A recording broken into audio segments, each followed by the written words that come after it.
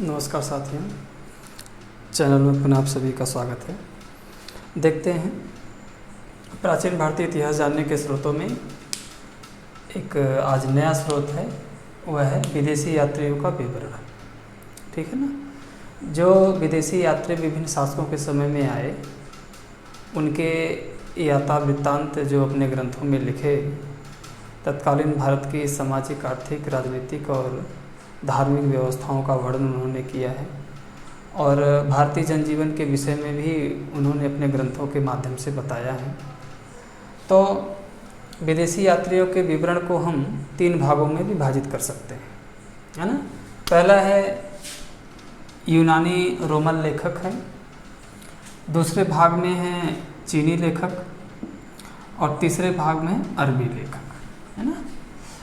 और यूनानी रोमन लेखक के विषय में सबसे पहले देखते हैं।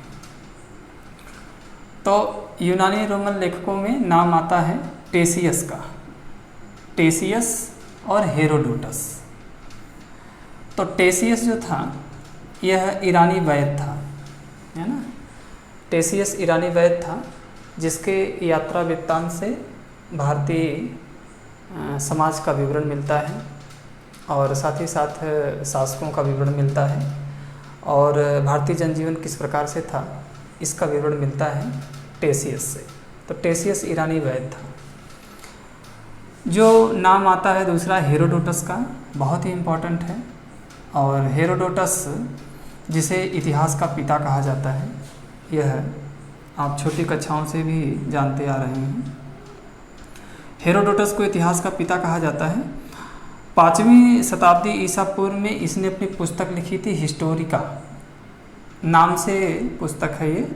हेरोडोटस ने हिस्टोरिका लिखा था और खासकर हिस्टोरिका नामक पुस्तक में यह भारतीय विवरण देता है। खासकर भारत और फारस संबंध कैसे उस समय थे, इसका विवरण जो है हिस्टोरिका से मिलता है। तो हेरोडोटस जिसे इतिहास का पिता कहा जाता है, ये वनडे कंपटीशन में प्रश्न भी पूछता है। उसके बाद के लेखकों में देखते हैं, ये तो ईरानी लेखक रहे और कुछ लेखक जो सिकंदर के समकालीन थे, है ना। तो सिकंदर के समकालीन जो लेखक थे वह तत्कालीन भारतीय समाज का विवरण देते हैं। तो सिकंदर के समकालीन जो लेखक थे कौन कौन था, बहुत ही इम्पोर्टेंट है ये। सिकंदर के जो समकालीन लेखक थे, नियार्कस, है ना, नियार्कस थे, अनेसिकिटस थे, तो अनेसिकिटस थे और अरिस्टिबुलस थे, है ना। तो अरिस्टिबुलस हैं, अनेसिकिटस और नियार्कस, 3 जो थे, ये 3 जो लेखक थे, यह सिकंदर के समकालीन थे। तो इन्होंने तत्कालीन भारतीय समाज का, राजनीतिक व्यवस्था का, धार्मिक व्यवस्था का विवरण अपनी पुस्तक में इन्होंने दिया है। ये प्रश्न बहुत बार पूछता है, नाम याद कर लीजिएगा, नियार्कस, अनेसिकिटस और अरिस्टिबुलस, यह 3 समकालीन थे। सिकंदर के बाद के जो लेखक थे तो उनको देखते हैं। सिकंदर के बाद के लेखक थे और यात्री भी थे, जिसमें पहला नाम आता है मेगस्थनीज का, है ना। तो मेगस्थनीज यह यात्री था। तो मेगस्थनीज यूनानी राजा सेल्यूकस का राजदूत था, है ना। मेगस्थनीज जो था यूनानी राजा सेल्यूकस का राजदूत था और यह चंद्रगुप्त मौर्य के समय में लगभग 14 वर्ष तक रहा है और इसने अपनी पुस्तक लिखी थी इंडिका, है ना। इंडिका नामक पुस्तक में यह भारतीय समाज की, राजनीतिक व्यवस्था की, धार्मिक व्यवस्था की, जनजीवन का इसने बखूबी वर्णन किया है। ठीक है ना। तो ये सिकंदर के बाद के लेखकों में इसकी गिनती होती है, मेगस्थनीज की गिनती होती है, जो यूनानी राजा सेल्यूकस का राजदूत था और चंद्रगुप्त मौर्य का प्रधानमंत्री भी रहा है, संधिविग्रहिक भी रहा है ना, और लेखक भी रहा है। समकालीन लेखक भी रहा है चंद्रगुप्त मौर्य का। 14 वर्ष तक यह चंद्रगुप्त मौर्य के दरबार में रहा है और इंडिका नामक अपनी पुस्तक में ये भारत का विवरण दिया है। ठीक है ना। आगे की तरफ देखते हैं। अगले लेखक हैं डाइमेकस, है ना। सभी लेखक बहुत इंपॉर्टेंट है ना। डाइमेकस ये सीरिया नरेश अंतियोकस का राजदूत था, है ना। और यह डाइमेकस को भेजने वाला सीरिया नरेश अंतियोकस था, जो बिंदुसार के दरबार में आया था, है ना। जो कह रहा है कि डाइमेकस जो था ये सीरिया नरेश अंतियोकस का राजदूत था। अब किसके दरबार में आया था? बिंदुसार के दरबार में आया था ये। अगले लेखक में देखते हैं डायनोसिस, है ना। डायनोसिस जो था ये मिस्र नरेश टालमी फिलाडेल्फस, है ना। टालमी फिलाडेल्फस का राजदूत था। ये किसके समय में आया था? ये सम्राट अशोक के समय में भारत आया था। तो डायनोसिस मिस्र नरेश टालमी फिलाडेल्फस का राजदूत था, जो सम्राट अशोक के समय में भारत आया था।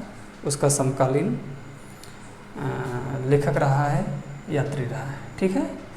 अगला जो आता है, अगला ग्रंथ आता है पेरिपल्स ऑफ द एरियन 3, है ना।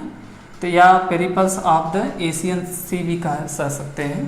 तो पेरिपल्स ऑफ द एरेथ्रियन 3, एरेथ्रियन सी के जो ये ग्रंथ है यह अज्ञात है ना।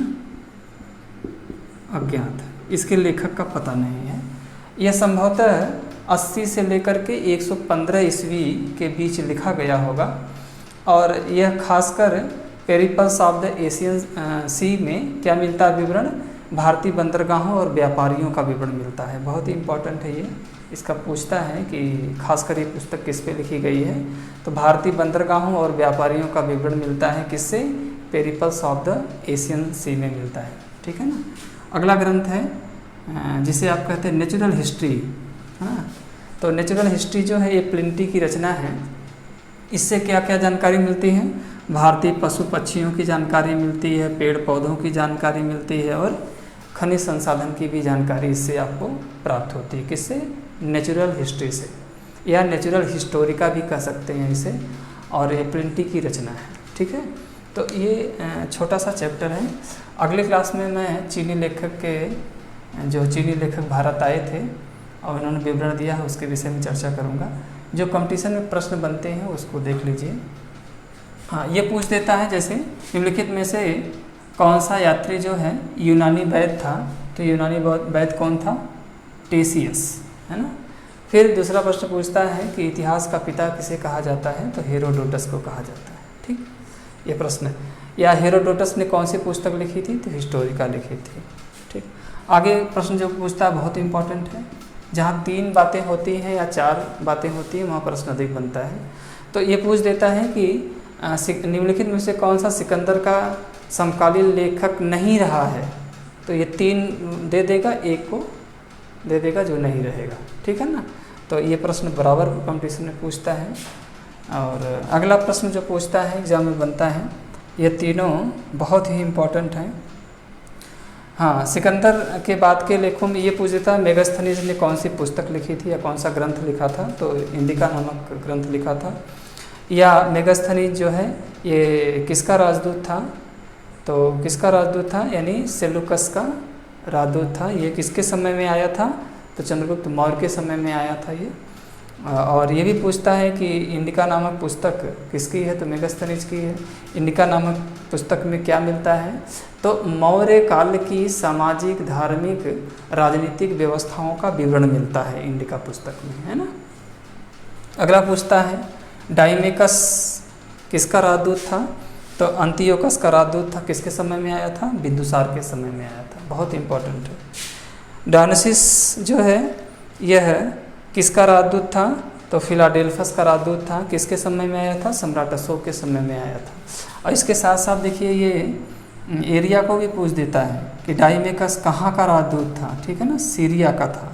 और डायनोसिस कहाँ का राजदूत था? तो मिस्र का था। ठीक है। तो ये है, जितनी बातें हैं उतने प्रकार के प्रश्न जो हैं परीक्षाओं में पूछे जाते हैं। तो मुझे विश्वास है वीडियो आपको ज़रूर अच्छी लगी होगी। तब तक के लिए बहुत बहुत धन्यवाद, बहुत बहुत शुभकामनाएं।